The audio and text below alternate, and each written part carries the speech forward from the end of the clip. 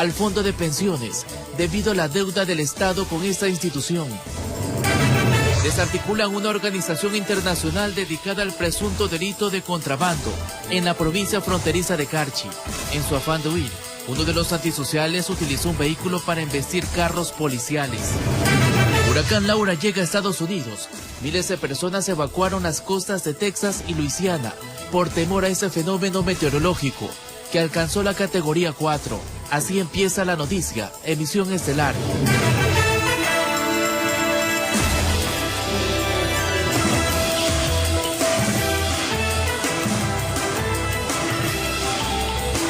Buenas noches, amigos televidentes, bienvenidos a la emisión estelar de su informativo La Noticia. Les tenemos completa información de Ecuador y el mundo. Adriana, buenas noches. Como no, Charlie, queridos televidentes, muy buenas noches, bienvenidos y atentos porque en pocos minutos la policía detuvo a varias personas durante un mega operativo en Durán. Los detalles más adelante. Y en instantes, taxista fue escopolaminado en la Ciudadela Sauces 4 en el norte de Guayaquil. Ampliaremos esta información en breve. En la segunda parte de nuestro informe especial sobre la situación del IES, conozca cuáles son los retos a los que se enfrenta la entidad y las medidas que se deberían tomar para solventar sus problemas de iliquidez. La última validación de activos fijos del IES fue hace 20 años. En breve, en la emisión estelar de su informativo La Noticia. Iniciamos con las noticias. Tras su detención en Quito, Karina Cadena fue trasladada a Guayaquil, donde le realizaron exámenes médicos para determinar si sería internada en una clínica con custodia policial o trasladada a la cárcel de mujeres. Cadena es una de las procesadas por los casos de corrupción en los hospitales del IES, donde también están implicados Daniel Salcedo y los hermanos Bucaram Puley. La detuvieron a las 4 de la mañana en un departamento en Quito y antes del mediodía ya estaba en la Policía Judicial de Guayaquil. Karina Cadena es una de las 15 personas implicadas en las investigaciones al interior de los hospitales del IES. Sobre sus hombros, mucho más que presuntos sobreprecios. La señora tiene problemas de espalda, toma medicación, tiene que tomar medicación diaria. Este rato está justamente la señora contando todo esto a los médicos aquí de la Policía Judicial, sobre todo la medicación que ella tiene que tomar constantemente por problemas que ha tenido. 11 de los 15 implicados tienen prisión preventiva, pero solo 6 la cumplen. Los demás están prófugos. Su defensa niega cualquier vínculo con Daniel Salcedo, detenido en Quito, y 3 hermanos Bucaram Puley. Ni siquiera los conoce. La única relación que tienes con el señor Federico Sin, con quien tiene una amistad de hace más de 30 años, tuvieron un negocio particular. Todos los deben conocer aquí en Guayaquil, un bar que se llama Cortarse las Venas. Sobre la investigación en ventas de insumos y medicamentos, la Fiscalía abrió 3 procesos por asociación ilícita, peculado y delincuencia organizada. Y el señor, en la versión que fue esta semana entrante, manifestó que con la señora Karina Cadena no tiene ningún tipo de relación adicional y mucho menos con la venta de ni una sola mascarilla en todo este problema de la pandemia, ni antes ni después de la pandemia. Según su abogado, esta noche le practicarían otros exámenes. Luego debían definir si Cadena iría a la cárcel de mujeres o se quedaría en una clínica privada con custodia policial. Informó Jorge Escobar. Y el expresidente Abdalá Bucaram Ortiz sufrió un quebranto de salud cuando se encontraba en su domicilio. Bucaram fue trasladado a un hospital donde los médicos descartaron un infarto. El anuncio lo hizo su abogado en redes sociales con este video, en el que se observa la ambulancia por la avenida Machala, que llevaba al expresidente a un hospital privado. Ya en el área de emergencia estaban algunos familiares, todos preocupados por la salud de Abdalá Bucaram Ortiz. Aquí se observó que paramédicos lo bajaron con asistencia de oxígeno. Su defensor Alfredo Arboleda dio detalles de lo que había sucedido cuando estaban en la casa en la Ciudadela Kennedy Norte. Yo estuve en la casa de él en una reunión de abogados y yo sí me percaté que él estaba con un color medio pálido, incluso le dije que se siente. Pero de ahí yo seguí lo mío y cuando escuchamos ya fue la policía mismo que estaba haciendo el custodio pidiendo ayuda porque fue al frente de ellos donde se desboronó, ¿no? se cayó y sí perdió la conciencia en ese momento cuando fue intervenida. Por aquí también llegaban sus amigos, entre ellos Fernando Rosero y Eduardo Azar. Esperaban reportes médicos que después de unos minutos descartaban el infarto, pero que sí tuvo una complicación cardíaca. Aquí en la emergencia se detecta es un dolor de pecho, una angina, ¿no? En la cual necesita el diagnóstico, el cual se va a hacer un cateterismo para determinar si es una afección cardíaca aguda que está cursando. Por lo pronto el señor está hemodinámicamente estable. Le van a practicar un cateterismo, entiendo que eso toma algún tiempo y estaremos pendientes para retornarlo a su domicilio y que cumpla con la disposición judicial. Sobre Bucaram hay 3 investigaciones abiertas por la Fiscalía, una por tráfico de armas de fuego y municiones, otra por tráfico de bienes patrimoniales y la última por delincuencia organizada. Él porta un grillete electrónico por uno de los 3 procesos antes mencionados, informó Charlie Pisa.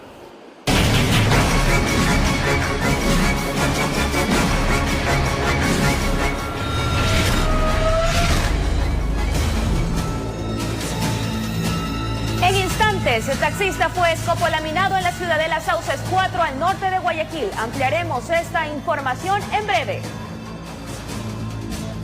Y mucha atención, debido al incremento de muertes violentas, Durán se ha convertido en uno de los cantones más peligrosos en la provincia de Guayas. Por su parte, la Policía Nacional realiza diferentes operativos para frenar el accionar del AMPA en aquel cantón. Jorge Salazar estuvo presente en una de estas intervenciones donde hubo varios detenidos. Eran las 2 de la mañana de este miércoles y un piquete de agentes de la policía se introducía al denominado Cerro Las Cabras. Contaban con información de una red dedicada al microtráfico de drogas que operaba en el sector. Tras llegar a las casas donde descansaban sus blancos, ingresaron. Dando cumplimiento a una orden de autoridad competente, se procedió al allanamiento de este domicilio, donde se ha encontrado sustancias catalogadas sujeta a fiscalización, presuntamente marihuana, heroína y cocaína. El operativo inició la tarde del martes, tras la detención de 2 hombres armados en una motocicleta en la avenida Nicolás Lapenti. Se intervino además en otros sectores, como el Arbolito y la Ciudadela El Recreo. En total, se efectuaron 14 allanamientos y se detuvo a 6 personas. A la policía le preocupa lo que muestran las estadísticas. De enero a agosto del año anterior, en Durán se registraron 13 muertes violentas. Este año ya van 36. Es decir, existe un incremento de 23 asesinatos. El expendio de drogas sería el trasfondo de esta problemática. Normalmente se hace varios operativos, se encuentran muchas armas en gente, muchachitos que son de 19, 17, 18 años. La verdad es preocupante las muertes violentas de aquí. Yo reitero que debe haber un compromiso de las autoridades, de la propia ciudadanía. Informó Jorge Salazar. Y un taxista habría sido escopolaminado mientras realizaba una carrera en un sector del norte de Guayaquil. Al conductor le robaron sus pertenencias. María, ¿qué? No está con María, está golpeada donde la han robado. Ocurrió en el sector de Sauces 4 al norte de Guayaquil. El conductor de este taxi recibió los primeros auxilios minutos después de haber sido presuntamente escopolaminado por sujetos que se hicieron pasar por clientes al momento de pedir una carrera. Entonces le han robado la radio, el teléfono, la memoria, claro. La memoria que se la han llevado. Los moradores del sector estaban alarmados por lo sucedido. Tuyo es el carro, nada no decía, sino como ir, quiso levantarse bien. El señor no sabía cómo se llamaba, llamaron una ambulancia y lo llevaron a una ambulancia rápido porque estaba como que estuviera mareado, dormido así. Nosotros pensamos y todo el mundo comentaba que podía ser esa copolamina, eso, porque estaba palidito. Que le suministraron escopolamina. Sí estaba un poquito golpeado, pero por lo que se iba cayendo, pero sí estaba drogado. Estaba como mareado, estaba así el hombre, sí. Pero como hay partes que están oscuras, entonces los delincuentes aprovechan y dejan lo que van robando, cualquier cosa, algún detalle, ¿no? Piden mayor resguardo policial. informó Roselena Vázquez.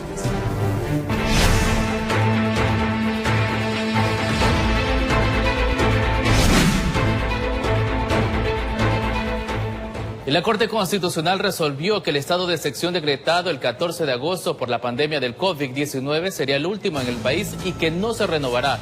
Con eso, las medidas como el toque de queda y las restricciones de movilidad quedarían suspendidas. La Corte Constitucional no admitirá una nueva declaratoria de estado de excepción sobre los mismos hechos que ha configurado la calamidad pública. Con ello, el estado de excepción culmina el 13 de septiembre. Y en consecuencia, las medidas excepcionales como el toque de queda o las restricciones al derecho de libre asociación van a terminar cuando termine este periodo de estado de excepción. El estado de excepción es extraordinario y tiene un cuando las normativas ordinarias no son suficientes para afrontar la emergencia. En el caso de Ecuador, durante la pandemia han pasado 2 estados de excepción y 2 prórrogas. Evidentemente, lo que la Corte Constitucional en definitiva ha dicho es, mira, tú ya has tenido un estado de excepción o un régimen de excepción lo suficientemente largo como para haber adoptado todas las medidas necesarias para que esta situación emergente ahora pueda ser enfrentada en el contexto ordinario. Sin el estado de excepción se elimina la restricción a la libertad de tránsito y libertad de asociación y reunión. Sin embargo, los controles seguirán a partir de políticas dictadas por municipios, provincias e incluso el gobierno nacional. Se insta, se exhorta a las autoridades de todo nivel de gobierno a que existan otro tipo de disposiciones ya regulares, no excepcionales, para el manejo de la pandemia. Informó Valeria Navarro. Y luego que el gobierno nacional anunció que el Estado no se renovará el estado de excepción por la pandemia del coronavirus, la alcaldesa de Guayaquil y la Federación Médica Ecuatoriana ya tienen reacciones. Ambos frentes rechazan el retiro de las restricciones porque aseguran que las complicaciones en torno a los contagios podrían aumentar. Culminado el estado de excepción, esto a mediados de septiembre, las restricciones en torno a la libre circulación y toque de queda dejarán de regir. La situación tiene que ver, según la autoridad, porque la Corte Constitucional no emitirá una nueva declaratoria. A pesar de ello, la alcaldesa de Guayaquil manifestó que en el puerto principal se mantendrá la alerta permanente. Con estado de excepción o sin estado de excepción, el COE cantonal va a seguir funcionando y va a tomar las medidas necesarias para seguir cuidando a la ciudad de Guayaquil. Pero no solo desde el sillón de Olmedo se tiene preocupación. El sector médico es otro de los que mantiene la crítica ante el retiro de las restricciones. Lo único que significa es que probablemente el número de contagios y problemas vayan a aumentar en el país y una segunda ola podremos ver de contagiosidad. Entonces, estamos preocupados. En lo particular, las autoridades locales del Cantón Guayaquil, debido a lo expuesto, adelantan que acogerán del COE nacional solo lo que a su parecer sea beneficioso para su ciudad. Acogeré las que le convenga a la ciudad de Guayaquil, las que no le convengan, no las acogeré y seguiremos trabajando nosotros como COE cantonal. Viteri fue tajante en señalar que el COE cantonal seguirá funcionando, que Guayaquil continuará en semáforo amarillo y precisó que aquello podría extenderse varios meses más. Informó Javier Rosero. Y luego de que la Corte Constitucional no admitiera una nueva declaratoria de estado de excepción, autoridades del COE Nacional lanzan la campaña Yo me cuido a días de que esta medida termine. Conozca qué es lo que se deja de controlar y qué medidas se regularán mientras dure la emergencia sanitaria. Tras el anuncio de que el 13 de septiembre termina el estado de excepción y con ello el toque de queda y la restricción de reuniones públicas o privadas, el COE Nacional impulsa la campaña Yo me cuido. La pandemia continúa, no hemos vencido al virus y es esa la razón importantísima por la cual ahora a través de de una convicción personal, tenemos que seguir actuando con exactamente las mismas medidas. La campaña busca generar conciencia en la ciudadanía sobre la importancia de cuidar su salud, pues en el país ya se contabilizan 110.549 personas contagiadas de COVID-19. Significa que si yo me cuido, estoy cuidando a mi familia, a mi entorno, a mi barrio, a mi ciudad y a mi país. Así que todos tenemos que entender de que el único enemigo que tenemos común es el virus. El uso de la mascarilla continuará siendo obligatorio, mientras el teletrabajo una prioridad. Sobre otros asuntos, las autoridades del COE Nacional puntualizaron lo siguiente. El tema, obviamente, la regulación, por ejemplo, el tema de aforos, el tema de actividades que por no garantizar el distanciamiento social, como por ejemplo discotecas, nightclubs, que de acuerdo a la Autoridad de Salud creen que todavía no se puede autorizar, se lo puede hacer a través de intendencias, a través de los organismos que tenemos de control. Las restricciones vehiculares deberán dictarse a través de ordenanzas municipales, mientras que el Ministerio de Educación ha informado que las clases se mantienen en modalidad no presencial. No pensemos que el 13 de septiembre ya el país vuelve a la normalidad que teníamos en enero y febrero, no. Van a seguir existiendo esas limitaciones que la ley y la normativa ordinaria nos permiten. Por lo tanto, el COE Nacional puede seguir actuando, no necesitamos un estado de excepción para que los COEs nacionales, COEs provinciales y COEs cantonales se puedan seguir articulando, porque la crisis continúa. A decir del ministro de Salud, los indicios de contagio han bajado en 22 de las 24 provincias del Ecuador. Recuerde, con el fin de estado de excepción, lo único que termina es el toque de queda y las restricciones a reuniones sociales, informó Valeria Navarro. En la segunda parte de nuestro informe especial sobre la situación del IES, conozca cuáles son los retos a los que se enfrenta la entidad y las medidas que se deberían tomar para solventar sus problemas de iliquidez. La última validación de activos fijos del IES fue hace 20 años. En breve, en la emisión estelar de su informativo La Noticia.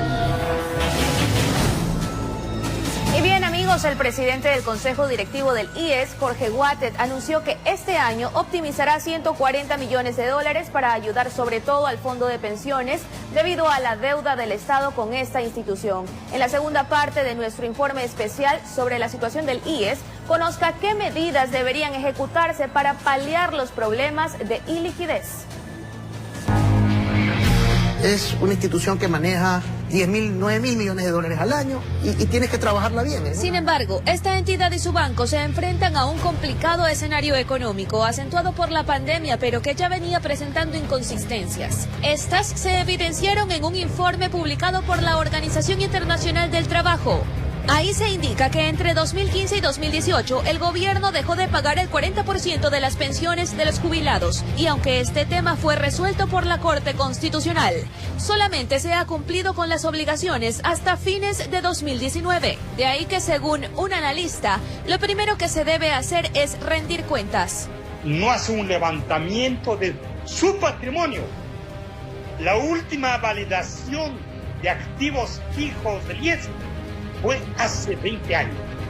Hasta antes de diciembre del 2019, el IES cubría una parte de la 13ª pensión, también de la 14ª y el auxilio funerario, con un descuento del 2,76% a las pensiones de los propios jubilados. Sin embargo, luego de una orden de la Corte Constitucional, se dejó de hacer esa retención. Además, se dispuso un plazo de 180 días para que la institución, sobre la base de estudios actuariales, determine el costo de esas prestaciones y reforme la tabla de aportación. Pero mientras no existan los recursos, el presidente del Consejo Directivo sostiene que este año se optimizarán 140 millones de dólares e insiste en financiar ciertos servicios. Establece, por ejemplo, el pago a los hijos menores de edad. Establece también este tema de las enfermedades catastróficas. Ese tema del cálculo de la pensión también tiene que ser cambiado. Y hay uno que es muy duro, el incremento de la edad para la jubilarse. ¿Pero qué pasa con la corrupción? Otro reporte de la OIT, titulado La seguridad social en Ecuador vista a través de sus funcionarios, resalta que 6 de cada 10 encuestados consideran que sí hay corrupción en el IES, mientras que 3 de cada 10 contestan desconocer la situación. Y obviamente tienes que trabajar minuciosamente en controlar que esos recursos se manejen de forma adecuada, se inviertan de forma adecuada, porque no se han tampoco invertido de forma adecuada. De tal forma que hay que formar una conciencia crítica en el país y decirle al gobierno, como representante político del Estado, que debe cumplir con su obligación. Informó Adriana Peralta. Y en breves minutos, conozca cuál es el nuevo mecanismo de estafa electrónica que ha empezado a ejecutarse en el país. Se lo contamos más adelante. Gracias por continuar con nosotros. En la provincia fronteriza del Carchi fue desarticulada una organización internacional dedicada al presunto delito de contrabando. 3 personas fueron detenidas, entre ellas el presunto líder de la banda. En su afán de huir, uno de los vehículos embistió a carros policiales. ¡Esto es mi jabón de baño! ¡Esto es mi jabón! Este sería el presunto cabecilla de la organización que en un ritual de buena suerte se baña con los dólares conseguidos producto de actividades ilegales. ¡Narco es narco! ¡Ey, narco! ¡Narco! Agentes de delitos aduaneros y tributarios estaban tras la pista de la supuesta organización internacional que operaba tanto en Colombia como Ecuador, específicamente en zona de frontera. Hemos puesto al descubierto una red transnacional que se dedicaba al ingreso de productos desde Colombia y lo llevaba hacia el litoral ecuatoriano, a las principales ciudades Manta, Puerto Viejo, Guayaquil, Quevedo, Babahoyo. Cuando transportaban en 2 camionetas mercadería de contrabando, los agentes policiales organizaron un operativo de interdicción de carreteras, pero uno de los conductores no dudó en embestir a vehículos policiales. Ventajosamente, ningún agente policial salió herido. El operativo realizado a la salida de la ciudad de Tulcán dejó 3 personas detenidas y una variedad de mercadería decomisada. Hemos encontrado que se encuentra con 4 juicios, fruto también de las investigaciones que hemos realizado por el delito de contrabando. En los 2 vehículos movilizaban cigarrillos, bisutería, productos naturales, así como de aseo, prendas de vestir, velas, carteras, tratamientos capilares, perfumes, artículos de papelería, gel antibacterial, cremas, en fin, un sinnúmero de objetos cuyo valor alcanzaría los $50,000. Estas personas pasan a través del conocido hormigueo y lo están haciendo a través de acémilas o a través de personas también. En algunas ocasiones hacía sus centros de acopio en Tulcán, otros los hacían en el Valle del Chota. Al supuesto cabecilla, el ritual de baño de florecimiento con fajos de dólares para la buena suerte poco o nada le sirvió. Cuenta con prisión preventiva. Sería quien manejaba la camioneta que embistió a vehículos policiales. En Quito informó Iván Casamen. Y en otros temas, Cristian Viteri, María de los Ángeles Duarte, Vinicio Alvarado y Rafael Correa buscaron el mecanismo para huir del país o buscar asilo y no enfrentar a la justicia ecuatoriana por el caso Sobornos. Todos han sido sentenciados a 8 años de cárcel. El ex asambleísta Cristian Viteri confirmó a través de un mensaje de WhatsApp a Diario El Comercio que ya no se encuentra en el país. Sin embargo, su defensa, Marcelo Dueñas, en horas de la tarde, no confirmó esta información. No tengo ninguna información, no han cambiado las circunstancias, no puedo corroborar la noticia en lo absoluto. Viteri fue sentenciado a 8 años de cárcel por el caso Sobornos 2012-2016 y en marcha está el recurso de casación. Estuvo cumpliendo de manera puntual todas las presentaciones, inclusive cuando se trasladaba a la ciudad de Quito ponía en conocimiento de la autoridad de que se va a trasladar acá para las audiencias, para las comparecencias que tenía. A la supuesta huida de Viteri se suma María de los Ángeles Duarte, quien la semana pasada ingresó a la Embajada de Argentina en Quito. Vinicio Alvarado, quien estaría en Venezuela, huyó cuando se montó un operativo para detenerlo. Y Rafael Correa, quien antes de la orden de prisión ya estaba en Bélgica. Ninguna autoridad podría combinarme, obligarme a mí a revelar absolutamente nada, más aún cuando yo no conozco absolutamente nada. Hasta el momento no se ha pronunciado la Policía Nacional.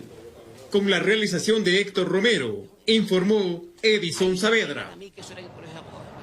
Un nuevo mecanismo de estafa electrónica ha empezado a ejecutarse en el país. Organizaciones delictivas hackean los contactos de teléfonos celulares o las claves de cuentas en redes sociales para solicitar préstamos a nombre de amigos y familiares. Jorge Escobar con los detalles enseguida.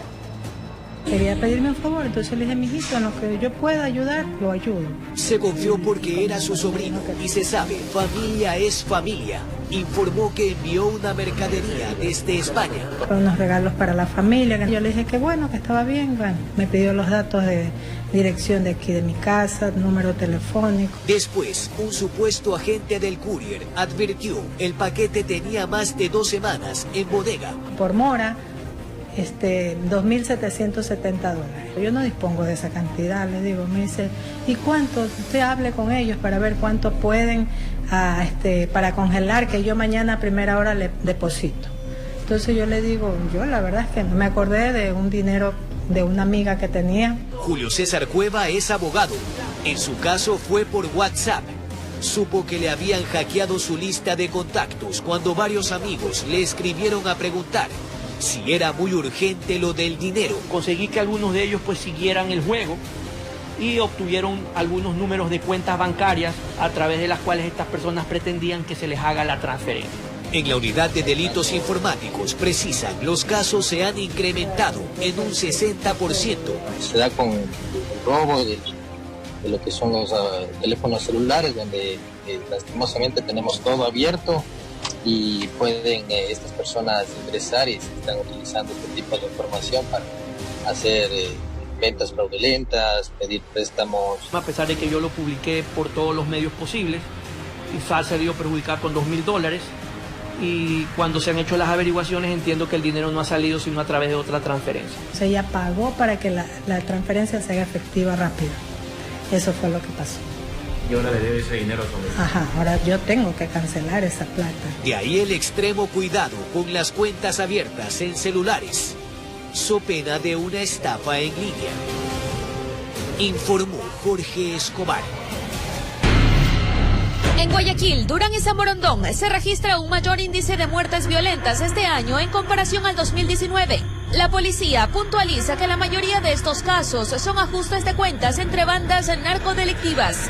Son motivadas en este caso por microtráfico y narcotráfico, por la lucha de territorios, por los ajustes de cuentas, por la pugna de poderes que existe. Este jueves, en la emisión estelar de su informativo La Noticia, les presentaremos... Continuamos. El sector turístico pide ayudas tributarias, créditos y flexibilidad laboral. La ministra de Turismo indicó que existe una agenda de reactivación económica para apoyar al gremio que está afectado por la pandemia. El sector turístico es uno de los más golpeados por el COVID-19, con $1.200 millones en pérdidas, que incluso ha provocado el cierre temporal de varios hoteles.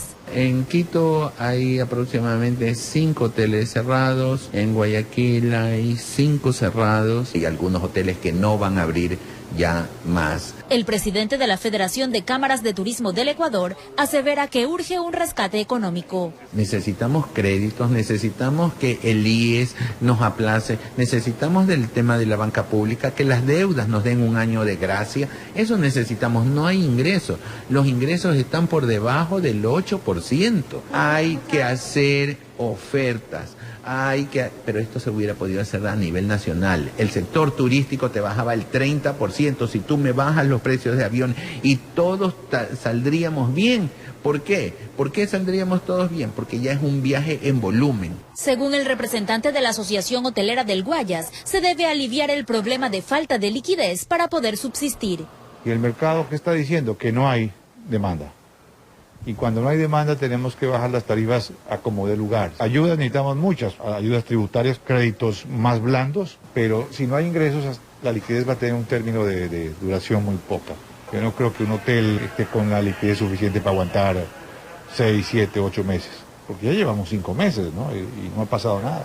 La ministra de Turismo indica que se ha armado una agenda de reactivación, impulsando el turismo interno. Además, el único impuesto que nosotros teníamos como Ministerio de Turismo es del 1 por 1000 sobre los activos fijos de todos los establecimientos turísticos. Del 2021 ya no tienen que pagar. Lo que tienen que pagar del 2020 lo van a poder pagar hasta diciembre del 2021. Las hosterías, los hoteles, los hostales, todos pueden estar abiertos al 100% del aforo. Esas son habitaciones separadas donde no va a haber contagio, pero si un hotel tiene un restaurante, ahí sí el aforo es del 50%. sobre las demás peticiones del gremio. Hemos conseguido reuniones con el Ministerio de Trabajo porque también hay necesidades laborales, con el SRI porque también quieren algunas cosas con el IVA. Ahí es un poquito ya más complicado porque necesitan leyes. Así que todo lo que es posible se está, pero todos los pedidos se tramitan, todos los pedidos se analizan. Informó Roselena Vázquez. Varios analistas califican de inconstitucional la propuesta de la ministra de Gobierno María Paula Romo sobre la posibilidad de no cobrar multa y no exigir la papeleta de votación en ciertos casos a quienes no cumplen con el deber cívico de sufragar en las elecciones del 2021. La iniciativa de la secretaria de Estado surge como medida para evitar la pandemia. Es una propuesta que de a poco quieren madurar y todo dependerá de cómo se siga presentando el COVID-19 en nuestro país. María Paula Romo, ministra de Gobierno, tiene suficientes razones para, en ciertos casos, solicitar se elimine la multa que llega hasta $40 por no votar el próximo 7 de febrero y que la papeleta de votación no sea requisito para efectuar trámites, como ocurre actualmente. Hay personas que por enfermedades preexistentes, que por condiciones de salud, han sido extremadamente cuidadosos y es probable que también para ese día prefieran no asistir y con una consideración excepcional de salud se analice esta posibilidad. Para Carlos Aguinaga, expresidente del entonces Tribunal Supremo Electoral, la propuesta no es descabellada. Si la pandemia, después de 6 meses que sea la elección, hay un rebrote, hay un estado de excepción, es evidente que puede haber un escenario que afecte el ejercicio del sufragio. Sin embargo, se debe recordar que el voto en el Ecuador es obligatorio para los ciudadanos entre 18 y 65 años de edad, facultativo para los jóvenes de 16 a 18 años, uniformados, adultos mayores y personas con discapacidad. Es en lo que centran su análisis constitucionalistas. La Corte Constitucional ha anunciado que ese estado de excepción no se puede renovar, así es que esa no sería causa para que se apliquen medidas excepcionales a un tema que está previsto para febrero del próximo año. Implicaría que las personas que podrían resultar sancionadas no sean solamente las personas que no votan, sino las personas que no les exigen a los ciudadanos la exhibición del certificado de votación. Entonces, esta idea de no exigir para ciertos trámites los certificados de votación es absurda porque el Código de la Democracia tendría que ser reformado primero. En el Consejo Nacional Electoral preocupa el ausentismo que se puede incrementar. Se pierde el carácter universal de la votación, simplemente haya menor legitimidad democrática en las autoridades. Informó Héctor Romero. Y de esta manera finalizamos la emisión estelar. Gracias por habernos acompañado. Hasta mañana.